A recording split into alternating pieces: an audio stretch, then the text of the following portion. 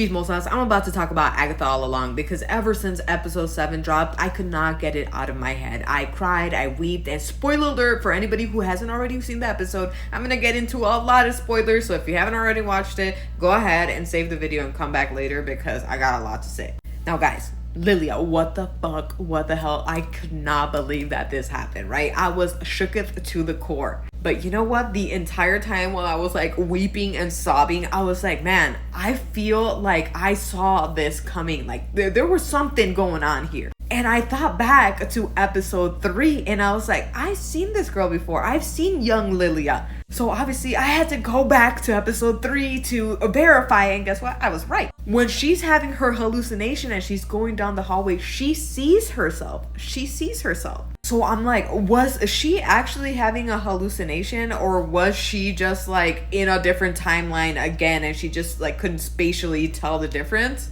Because watch, obviously you can see that that is young Lilia and she saw her in the hallucination, and that was her teacher, whoever was her like master or whatever in the coven, right? Where she's talking to her in that episode. And look at the hallucination. That's her teacher. She's very clearly offed. And she had already seen Rio. She saw her. That is Rio. Episode 3. So what? I'm confused. Like, what's happening here? Is she looking into the past? Is she looking into the future? Is she like overlapping timelines? I'm so confused at this point because this episode had so many time jumps. I wasn't even sure. But the only thing I was sure about is that she definitely saw Rio in that hallucination. But also, guys, aside from that, I'm not convinced that Lilia's dead. I don't know if I'm delusional or what, but as soon as she like lets go, we don't see that she actually, and then it jumps into her, like jumping into her consciousness when she's young. So I'm like, huh.